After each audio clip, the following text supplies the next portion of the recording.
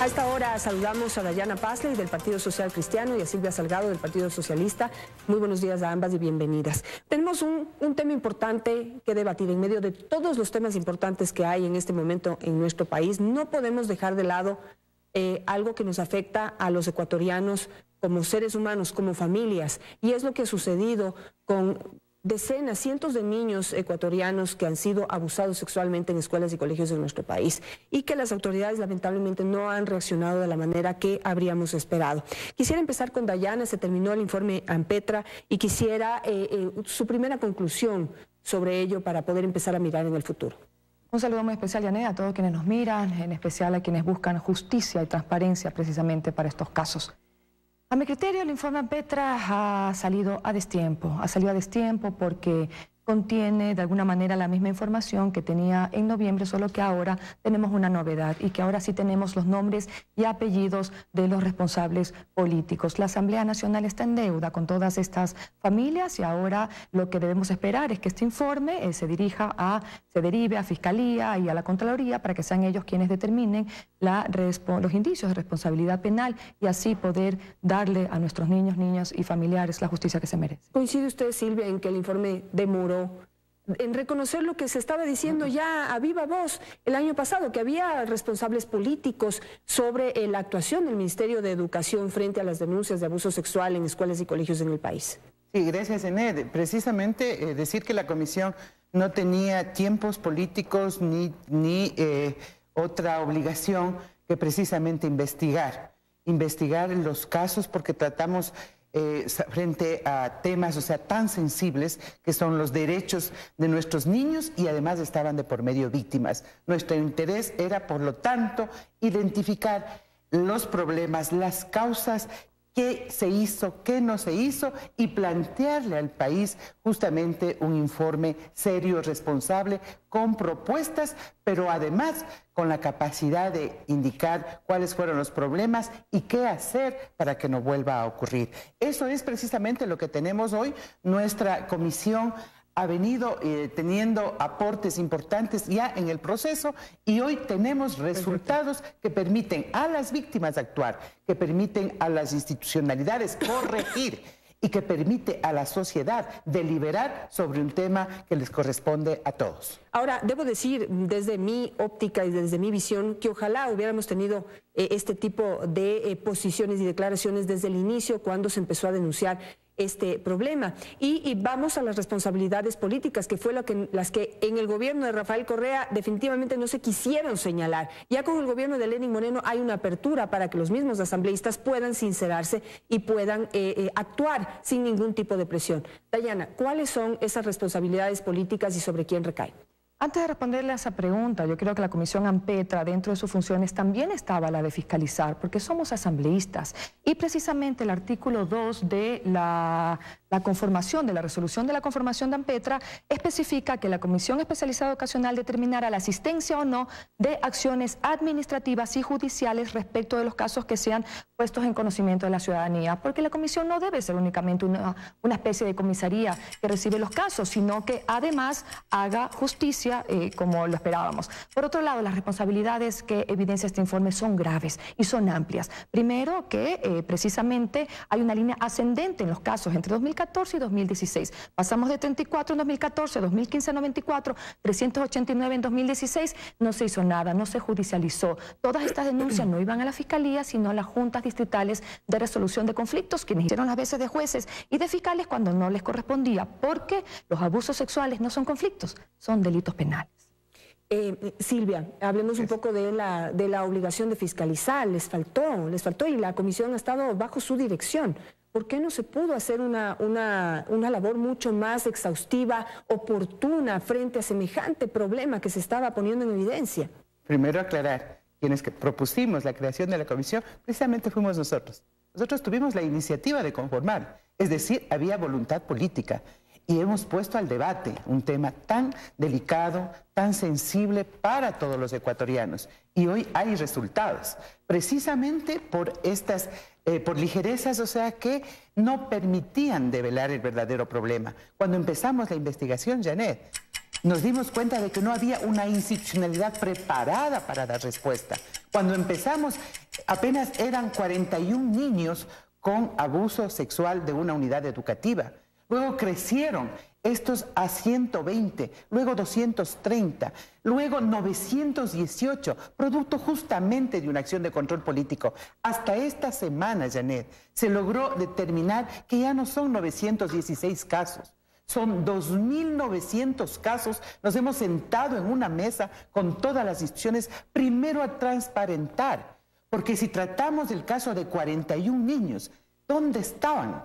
¿O qué problemas tenían en el resto de unidades educativas? Entonces aquí se trata de seriedad, responsabilidad y no simplemente de conclusiones políticas. Sí, tenemos la labor de hacer control político y de fiscalizar, pero con las víctimas no se puede politizar. Bueno, pues eso era lo que decíamos desde un inicio y para ello había que señalar desde un inicio las responsabilidades y las omisiones que se habrían cometido desde el sistema educativo. Y bueno, se dice que desde la comisión se organizó la comisión Ampetra, pero Dayana, usted dice que fue a destiempo, ¿lo sostiene? Sí, lo sostengo. ¿Por qué? Porque precisamente este informe no revela nada nuevo de lo que fue en noviembre. Yo estuve presente precisamente cuando este informe se expuso en Ampetra y en el CAL se informó simplemente los casos, es decir, no hubo ninguna responsabilidad política explícita. Sin embargo, yo difiero con la asambleísta Salgado y yo creo que sí hubo institucionalidad. En el periodo anterior, se institucionalizó el encubrimiento y el silencio. En este sentido, creo que de alguna manera la Asamblea Nacional tiene esta deuda. Entonces, no estamos hablando aquí de casos como asegurar escuelas del milenio, no estamos hablando de casos de cohecho ni de malversación de fondos. Estamos hablando de vidas humanas, de personas, de niños y niñas a quienes les robaron su inocencia y su futuro. Entonces, sí tenemos esa deuda. Y creo que la Comisión Ampetra también, al tener todos los insumos, la información recopilada, debería ser quien inicie el juicio al otro exministro, a Freddy Peñafiel, para que estos casos no queden en la impunidad y que de alguna manera sí se inicie esta justicia que tanto esperamos. ¿Coincide usted? Bueno, nosotros hemos trabajado con las víctimas, hemos trabajado con la institucionalidad y como usted indicaba, hemos podido realmente dar acciones inmediatas, oportunas. En los casos, o sea, que hemos tenido que enfrentar y ya en los últimos momentos ha habido intervención oportuna por parte del Ministerio de Educación, por ejemplo, ¿no?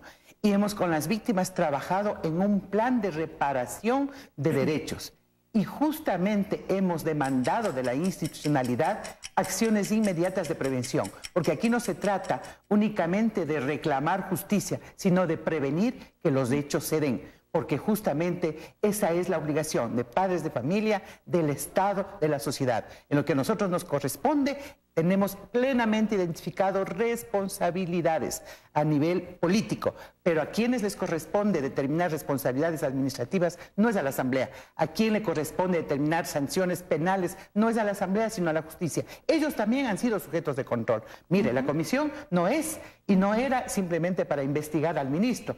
Hemos investigado a la Defensoría del Pueblo, Defensoría Pública, Ministerio de Salud, MIES. ¿Sabe cuántos niños están en la responsabilidad del MIES y que no existían protocolos? Y que hoy tenemos protocolos que permiten precisamente responsabilizar, no de manera general. Entonces hay logros. Y para nosotros la mayor satisfacción es haber trabajado con las víctimas, ayudado a las víctimas y hoy tener un plan de acción que permita prevenir. Dayana, ¿usted coincide en que las acciones que ya se están tomando en este momento para proteger a las víctimas, aunque sea de manera tardía, pero ya se está haciendo, estamos ya encaminándonos en la ruta correcta? Se está haciendo. Yo creo que que este ministerio precisamente primero declaró al Sistema Nacional de Educación en emergencia, que era lo pertinente. Se han elevado a acuerdos ministeriales los protocolos, que es lo que no pasaba antes. Entonces no existía la obligatoriedad de su aplicación. Se está trabajando en prevención, hay campañas, pero lo más importante es que se han transparentado las cifras, porque sin cifras claras, pues es imposible tomar las acciones adecuadas. Y otra cosa importante que se debe hacer y que se está haciendo es desinstitucionalizar el silencio, porque precisamente al no denunciar ante la Fiscalía, sino ante las juntas distritales de resolución de conflicto, ahí se estancaban todos los casos y no se judicializaban. Y también acabar con este código del silencio que impide que las personas, docentes, estudiantes, autoridades de un un plantel educativo no puedan decir a la prensa o comentar sobre los casos que tienen relación con el Ministerio de Educación. Bueno, y la prensa, pues somos una ventana importante para poder saber y conocer qué es lo que está sucediendo en nuestro país, pero tampoco tenemos el poder de solucionar y resolver ni prevenir las cosas. Ya comunicamos cuando ya han sucedido. ¿Qué podemos hacer para evitar que sucedan estos casos? Porque una cosa es establecer un sistema para la denuncia y para la sanción, pero yo no quiero que a mis hijos les pase esto. Y las madres que están viendo este programa tampoco quieren que les pase a sus hijos lo que les ha pasado ya a los más de 2.000 casos, que estoy seguro que hay un subregistro allí, porque hay miles de casos que no han sido denunciados, pero no queremos que les pase. ¿Qué hacemos para prevenir? Coincidimos con usted, Janet. Cualquier ciudadano, al margen de que desempeñe como políticos o políticas, o sea, lo que quiere es prevenir, que no vuelva a suceder. Y ese es el objetivo. Precisamente una mesa interinstitucional se ha impulsado y está actuando, en donde están todas las autoridades coordinando y tienen que responder a la Asamblea, porque ahí sí tenemos en el informe la resolución. En 30 días esta mesa interinstitucional tiene que dar respuestas, primero sobre un registro único. No puede haber información dispersa, no puede utilizarse las cifras cada cual a su antojo. Tiene que haber un registro de problemáticas y qué hacer frente a eso. Tiene que haber políticas de sanción administrativa. Nosotros no podemos sancionar a nivel de distritos, de docentes, de responsabilidades a nivel administrativo. Entonces tiene que haber en ese campo toda la responsabilidad administrativa. Se han reabierto los casos que se declararon caducados y archivados. Y eso no ha sido fácil. Primero han tenido que ir a recuperar información y luego a judicializar los casos. Y lo otro, tenemos que transparentar las cifras también de las denuncias en la Fiscalía, pero también, o sea, de las sanciones. No puede ser que estén denunciados 4.900 casos y no llegue a 1.000 las sanciones. No puede ser, inclusive, que desde la propia sociedad, cuando se denuncia, haya temor porque la propia sociedad recrimina. Entonces, esto es una tarea de todos. No se va a resolver de la noche a la mañana. Esto es una corresponsabilidad. Por eso es que desde esta comisión, Janet, fue y salió la solicitud para que se incorpore inclusive la pregunta en la consulta popular. Yo pienso que al margen de la valoración que se ha hecho, esta comisión, con la conformación de esta comisión, lo que ha hecho es poner al debate público y a develar el silencio y a perder el temor a hablar. Vanessa, eso es lo más importante. Perdón, Vanessa, ya me acordé de su hermana, Dayana. Dayana, necesito cerrar el diálogo y quisiera preguntarle, tomar su último criterio sobre este tema, pero también quisiera que me hablen sobre qué hacer para depurar la cantidad de maestros que no fueron escogidos profesionalmente y que en este momento están y son los responsables de gran parte de estos delitos. Muchos de los que ya han cometido delitos siguen en el sistema educativo. ¿Qué hacer con ellos? Y sobre todo, ¿qué hacemos con los jueces? Ayer he recibido una denuncia dolorosísima de unos padres en Imbabura, a quienes les mando mis saludos y mi solidaridad. Cumplo con su pedido de ayuda en el sentido de que tienen una denuncia y los jueces no actúan de la manera correcta. Aquí tenemos un abogado defensor y un juez que son panas, amigos. Entonces, como son amigos, el juez no puede sancionar al culpable de este abuso sexual en contra de una niña de 9 años. Se sienten impotentes de sus padres, acuden a la prensa para ver si pueden resolver y conseguir justicia. ¿Qué hacemos con la justicia y qué hacemos con aquellos maestros que siguen en el sistema? Conocemos que hay más de 1.800 docentes, bueno, mejor dicho, personas que están en cargos de docencia y que no tienen títulos universitarios. Nosotros no podemos permitir que estas partidas de docentes precisamente se llenen con personas que representan un riesgo para la integridad de nuestras niñas y nuestros niños. Entonces tenemos que velar para que estas personas sean y estén capacitadas. Por otra parte, decirles a las familias, a los padres de familia, a todos los docentes, que escuchen a los niños cuando hablen, porque muchas veces tendemos a no creerles, a dejarlos de lado y a apoyar de alguna manera al agresor.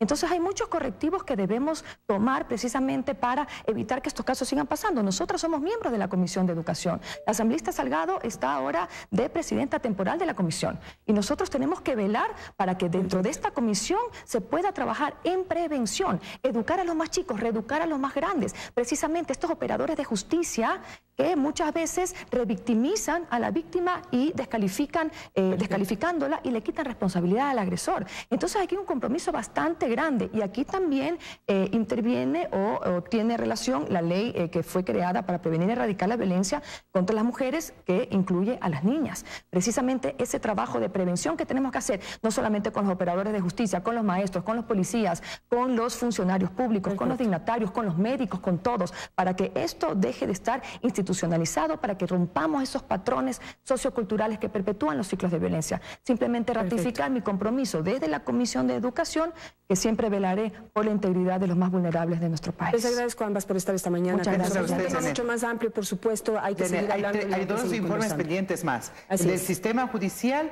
y el de la reforma a las leyes. Son 4 informes. Aquí hay que decirle eso a la ciudadanía. Sí.